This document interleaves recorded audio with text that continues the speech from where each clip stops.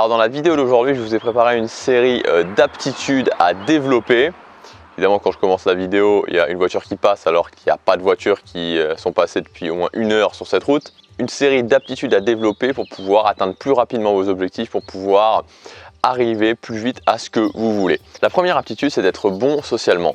C'est Theodore Roosevelt qui disait ça. Alors j'ai plus la phrase exacte qui en plus était en anglais, la phrase originale qui était en anglais, mais qu'en gros, la capacité la plus importante pour avoir du succès, c'était d'apprendre à dealer avec les gens. Quand vous voulez réussir quelque chose, que ce soit une entreprise, que ce soit dans votre travail, que ce soit à trouver une copine, un copain, enfin bon bref, n'importe quoi, vous allez de toute façon devoir avoir des relations sociales à un moment ou à un autre. Vous allez devoir rentrer en contact, en interaction avec des êtres de votre propre espèce, des humains. Il faut savoir qu'on a une façon de réagir, c'est-à-dire qu'en tant qu'être humain, on a une programmation génétique, on a une programmation interne, et donc on va avoir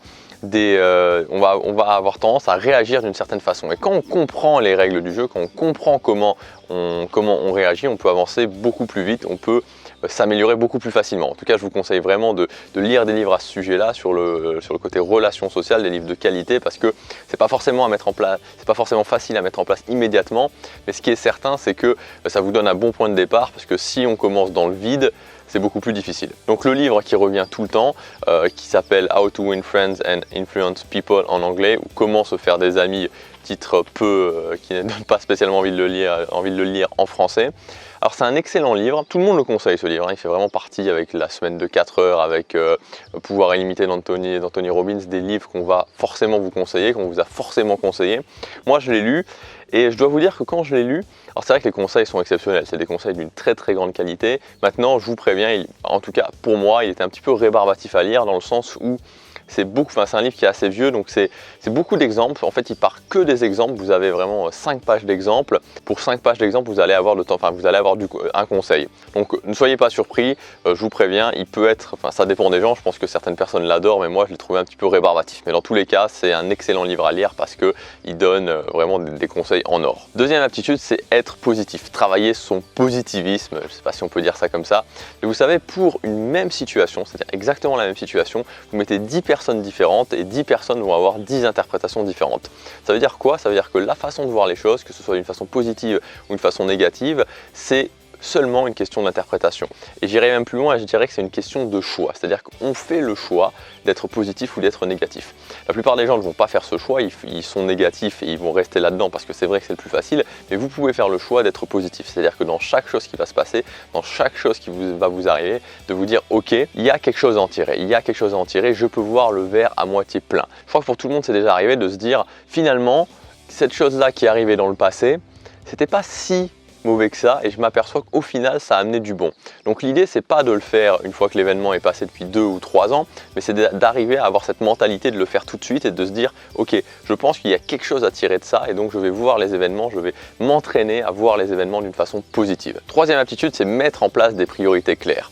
Alors qu'actuellement vous vouliez monter une entreprise et que vous soyez salarié, vous vouliez avoir une promotion, que vous vouliez faire toutes les choses que vous pouvez vouloir faire, vous allez avoir besoin d'une ressource, c'est le temps. Et le temps c'est quelque chose qui est assez limité. On se rend très vite compte que quand on commence à faire des choses productives, c'est-à-dire que quand on a passé le premier cap, à savoir faire des choses, de faire des choses qui ne sont pas productives sur le long terme, quand on a enclenché cette roue de faire des choses vraiment importantes, des choses qui vont nous amener à nos objectifs, on peut manquer de temps, rapidement on peut manquer de temps. Donc c'est pour ça que ça va être vital de prioriser. Il va falloir que vous ayez 1, 2, 3 priorités maximum qui sont reliées à vos objectifs les plus importants que vous allez essayer de faire, notamment pendant le rituel du matin en début de journée. Moi quand j'ai commencé à mettre en place des habitudes, ce que j'ai fait c'est que je mettais en place plein d'habitudes, c'est-à-dire que je faisais plein de choses de 15 minutes par jour. Au final, j'avais 10 choses de 15 minutes par jour à faire. Et rapidement, je me suis aperçu que c'était pas extrêmement productif. Je devais faire des choix, je devais mettre des priorités en place. Alors bien sûr qu'on peut faire plusieurs activités de 5 minutes dans le rituel du matin, mais dans l'idée, quand c'est des choses vraiment importantes comme monter son business, comme travailler pour avoir une promotion, comme apprendre un instrument de musique, comme arrêter une addiction, comme se mettre au sport, toutes ces choses-là, il va falloir mettre en place des priorités et apprendre à sélectionner les activités que vous voulez faire. Quatrième aptitude, le pouvoir de l'engagement. S'engager pour un objectif, c'est quelque chose qui est essentiel. Vous devez vous engager, vous devez mettre vraiment toutes vos ressources au service de votre objectif. Vous devez prendre des risques, vous devez investir sur vous, vous devez investir du temps, de l'énergie. Donc tout ce que vous avez doit être au service de votre objectif. Et quand on s'engage à ce point-là sur un objectif, on met en place une roue et ça nous dit qu'on est sûr d'y arriver, on est certain d'y arriver. Parce que si vous avez un objectif, mais que quand vous investissez votre argent, vous allez plutôt investir votre argent dans des fringues ou dans des vacances que dans votre objectif. Si vous avez un objectif, mais que vous allez plutôt investir du temps dans Facebook, dans la télé, dans regarder des films, etc. Toutes ces des choses pas productives. Quand vous ne vous engagez pas et quand vous ne voulez pas prendre de risques, c'est-à-dire à un certain moment aussi prendre des décisions qui vont faire que vous avez une possibilité, peut-être même une forte possibilité d'échouer, mais ça va en direction de votre objectif, vous ne pouvez pas y arriver. Donc il faut apprendre à s'engager, il faut apprendre à mettre toutes ces ressources, qu'elles soient physiques, qu'elles soient mentales, qu'elles soient financières, du temps, de l'énergie, enfin tout ce que vous voulez, tout ça doit être au service de votre objectif. Et quand tout est au service de votre objectif le plus important, c'est à ce moment-là qu'on se transcende et qu'on y arrive. Cinquième aptitude qui est un petit peu liée, c'est accepter le changement. Vous savez, dans la vie, il y a deux choses qui sont sûres et certaines. La première, qu'on va mourir, la deuxième, que rien ne va durer.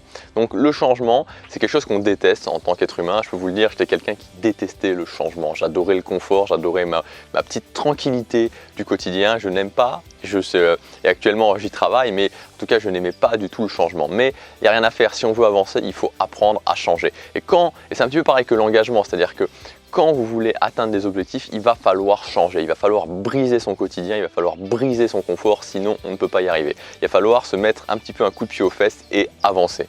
Je ne vous demande pas d'aimer le changement, personne ne va aimer le changement, on n'est pas fait pour aimer le changement. Vous savez, en tant qu'être humain, on est des êtres d'habitude, c'est pour ça que c'est tout aussi intéressant de construire soi-même ses habitudes plutôt que de ne pas savoir le faire et de construire des habitudes qui ne vont pas être excellentes pour vous.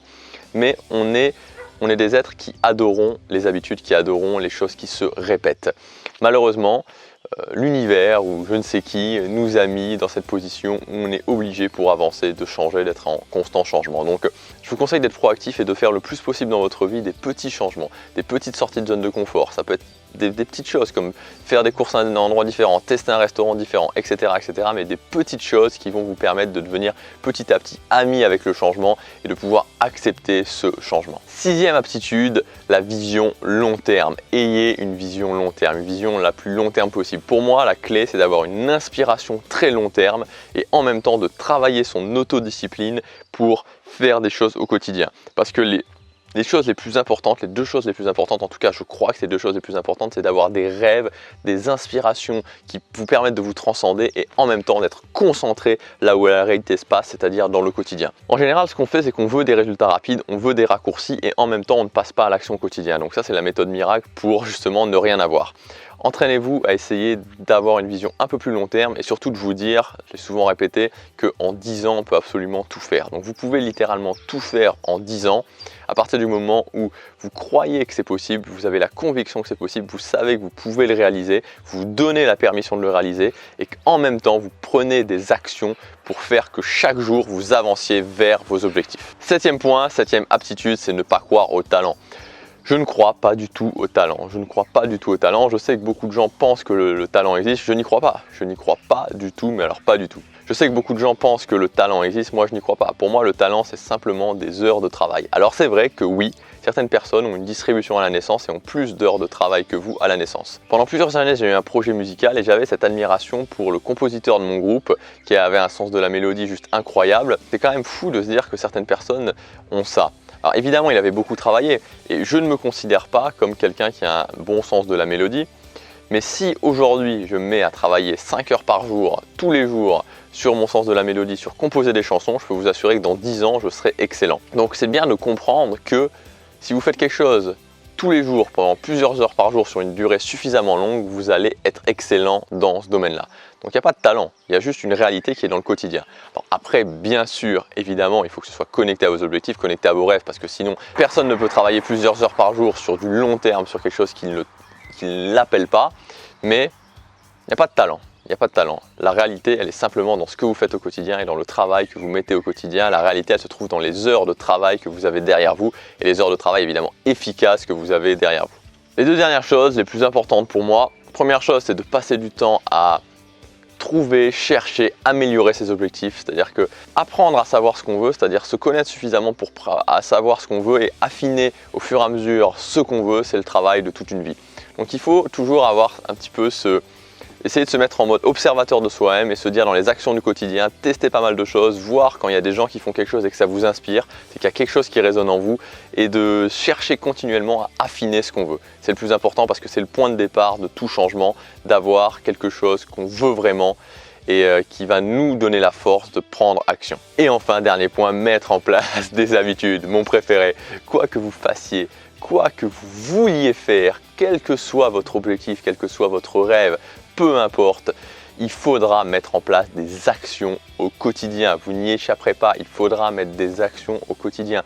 Si vous arrivez à mettre en place des actions au quotidien, des petites actions, j'insiste là-dessus, des actions qui ne vont pas vous demander énormément d'efforts en tant que telles. Donc l'idée c'est de prendre des petites actions et plutôt que de prendre des grandes actions qui vont être très difficiles et que vous n'allez pas arriver à faire, c'est de prendre des petites actions, prendre la partie facile et de mettre en place la méthode, de comprendre la méthode pour mettre en place ces actions au quotidien, mais les mettre en place de façon automatique pour qu'ils se répètent, qu'ils se répètent, qu'ils se répètent, qu'ils se répètent, qu'ils se répètent, vous arrivez à votre étape, vous la changez et enfin vous l'améliorez et ça se répète, ça se répète, ça se répète et ça va vous mener automatiquement à vos objectifs.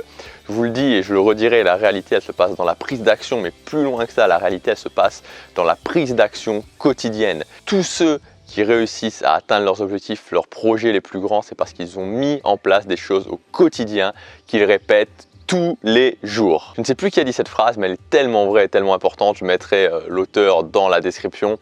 En premier lieu, nous façonnons nos habitudes et ensuite, ce sont nos habitudes qui nous façonnent.